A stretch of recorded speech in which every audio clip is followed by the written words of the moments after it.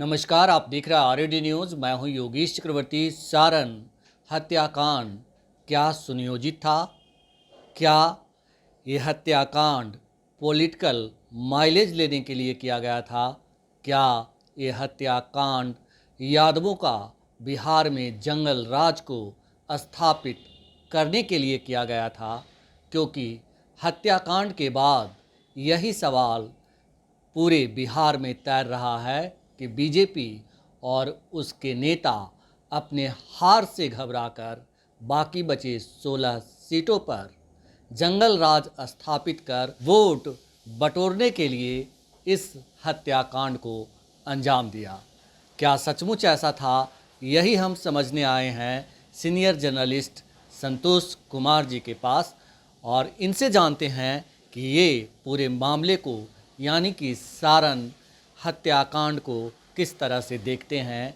संतोष जी, जिस तरह से राजनीतिक हलकों में ही नहीं, आम जनता खास करके यादव समुदाय ये कह रहा है कि हम लोग चुप हैं, लेकिन इसलिए चुप हैं क्योंकि वोट जिस साजिश के तहत इस हत्याकांड को अंजाम दिया गया है उसमें बीजेपी को सफलता ना मिले। देखिए, सारण की घटना का अंदेशा पहले से था। ये कोई पहली बात नहीं है।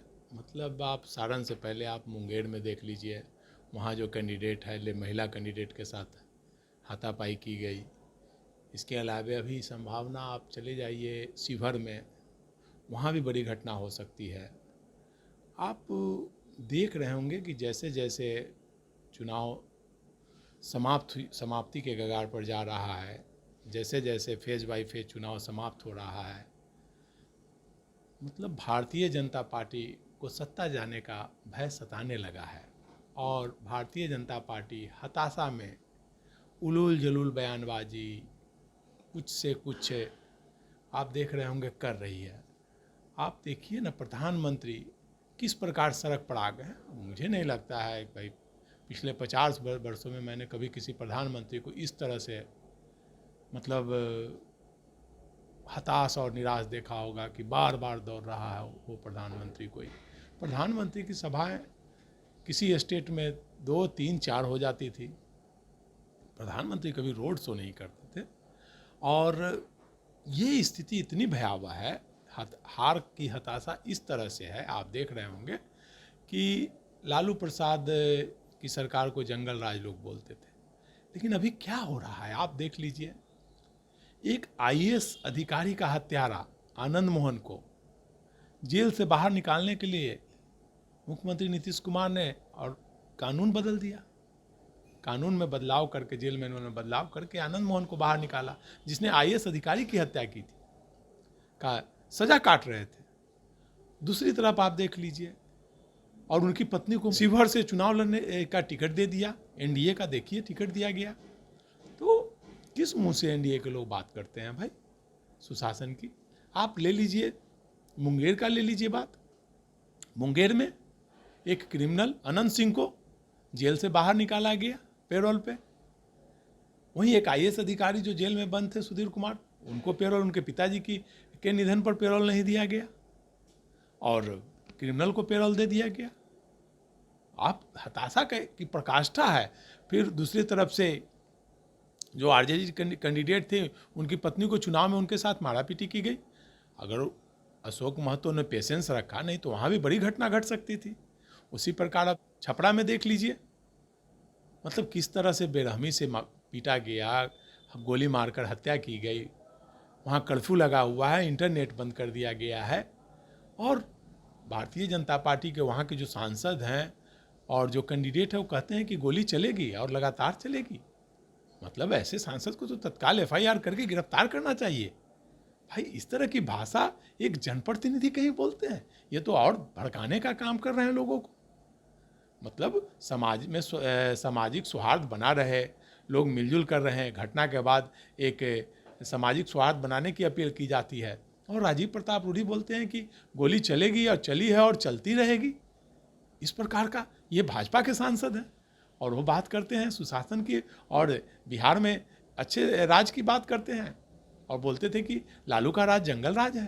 संतोष जी, जिस तरह से राजीव प्रताप रूढ़ी जो बीजेपी के छपरा से कैंडिडेट हैं और सांसद हैं मौजूदा, वो कहते हैं कि गोली चली है, चलती रहेगी, और सिर्फ राजीव प्रताप रूढ़ी नहीं, बीजेपी के प्रदेश अध्यक्ष सम्राट चौधरी और दूसरे तमाम नेता, शाहनवाज हुसैन से लेकर वो तमाम नेता जो बीजेपी और एनडीए के हैं, वो इस घटना के बाद लगातार लालू यादव के जंगल राज की याद दिला रहे हैं, जंगल राज की बात कर रहे हैं कि जंगल राज के प्रतीक है ये घटना।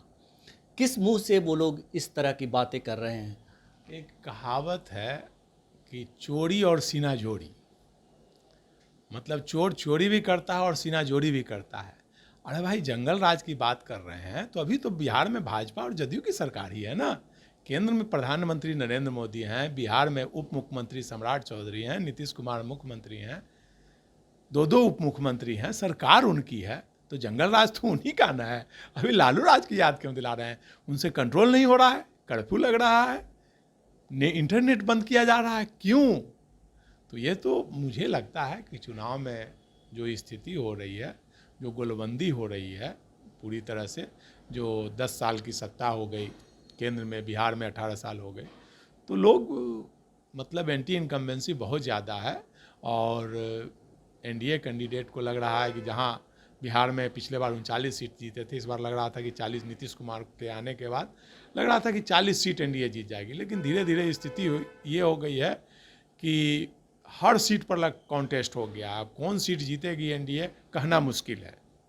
हर जगह लग रहा है कि भाई, अब जब पहली बार देखने को मिला कि कुर्मी और कोयरी वोट, मतलब नीतीश कुमार के कुर्मी वोट 30 साल में पहली बार आरजेडी को दिया कुर्मियों ने, कोई कुशवाहा समाज ने, दलित समाज का वोट मिल रहा है, तो स्थिति बहुत भयावह है। इसी हताशा का परिणाम है कि वहाँ मतलब आरजेडी के समर्थकों की हत्या की गई। आप फोटो देखिए, कितनी बेरहमी से पिटाई की गई है, इतनी बेरहमी से पिटाई की गई, पूरे शरीर पर दाग दाग है, गोली मारी गई है। तो गोली मारने वाले कौन हैं, कौन लोग हैं? ये तो भाजपा के लोग ही ना हैं।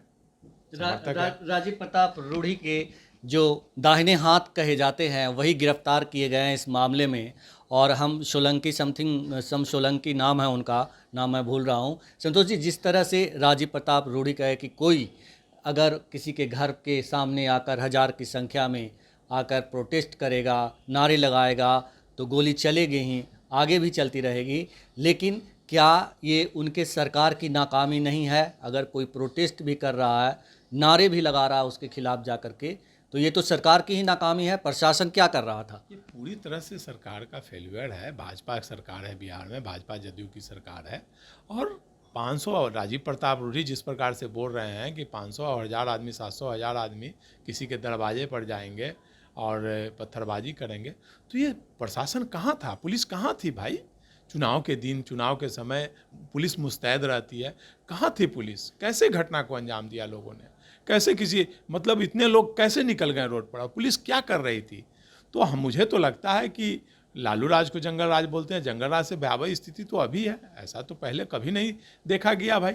इससे भी भयावह स्थिति है कि लोगों को बेरहमी से मारा गया, और मतदान के लिए, मतदान में होती है गोलीबारी होती है, और इस तरह से बेरहमी से, तो प्रशासन का पूरी तरह से फेलियर। अब मुझे लगता है कि राजीव प्रताप रूढ़ी का जिस प्रकार से बयान है, जिस प्रकार से गोलियां चलती रहेगी, तो उनके खिलाफ कार्रवाई होनी चाहिए, एफआईआर होनी चाहिए, क्योंकि ये लोग सामाजिक सौहार्द खराब करने वाला बयान है कि गोलियां चलती रहेगी, लोगों को उकसा रहे हैं, इसका मतलब हुआ। आपको ऐसा लगता है कि जिस तरह से लालू यादव और तेजस्वी यादव ने संयमित बयान दिया, अगर वो संयमित बयान नहीं देते तो मामला बढ़ सकता था, और जिस तरह से तेजस्वी यादव ने कहा कि चुनाव में हिंसा की कोई जगह नहीं है, तो कहीं ना कहीं ये लोगों पर एक दबाव बनाने की रणनीति का हिस्सा था। भाई, हम तो पिछले 50 वर्षों से यहीं रह रहे हैं, और जो जंगल राज की बात करते हैं, तो जब भी घटना घटती थी और बिहार को बदनाम करने की साजिश, मुझे लगता है भाजपा के लोगों ने ज़्यादा किया। बिहार में जितनी छोटी घटना को बढ़ा चढ़ा कर पेश किया जाता था, और घटना को अंजाम देने वाले वही लोग, जैसे अभी छपरा में कौन लोग, भाजपा समर्थकों ने ही न घटना को अंजाम दिया। चाहे पहले भी जो जंगल राज की बात होती थी, तो जो भाजपा समर्थक थे वही उग्र होते थे, बूथ कैप्चर करते थे, जंगल राज को अंजाम देते थे, बोलते थे कि जंगल राज है, घटना को अंजाम देते थे। भाई आप देख लीजिए ना भाई, लालू राज में कौन अपराधी थे, कौन थे बाहुबली? 2000 के चुनाव में कौन थे? आप ले लीजिए भाई। राजन तिवारी कौन थे? आनंद मोहन कौन थे, किसके समर्थक थे? रामा सिंह किसके समर्थक थे? उस समय बुट्टन शुक्ला किसके समर्थक थे? आप लाइन से जितने अपराधियों का, अनंत सिंह कौन थे, जितने अपराधियों का आप ले लीजिए, सब भाजपा समर्थक थे, एनडीए समर्थक थे। आप लालू प्रसाद के राज में जितने क्राइम होते थे, अपहरण होते थे, कौन करते थे? सारे वही लोग थे।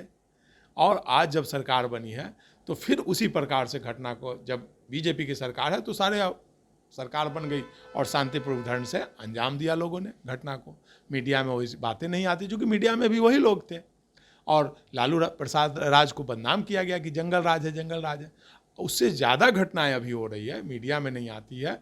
लेकिन अभी देखिए इतनी बड़ी घटना हो गई तो अभी कहाँ गया न्यायपालिका, कहाँ गए मीडिया के लोग? भाई राजीव प्रताप रूढ़ी ने जिस प्रकार का बयान दिया है, कहाँ है मीडिया के लोग, कहाँ हैं लोग?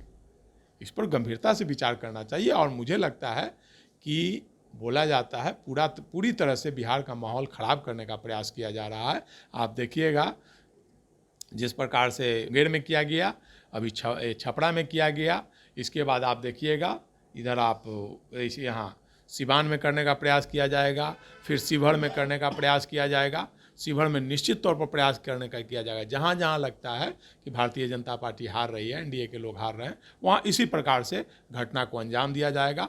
और जिस प्रकार से का बयान राजीव प्रताप रूढ़ी ने दिया है, ये संकेत है कि भारतीय जनता पार्टी हताश हो गई है और लोगों को अब उकसा रही है और निराश है, और वो बिहार का माहौल ख़राब करने का प्रयास कर रही है। और तभी तो भाजपा नेता बोल रहे हैं कि जंगल राज।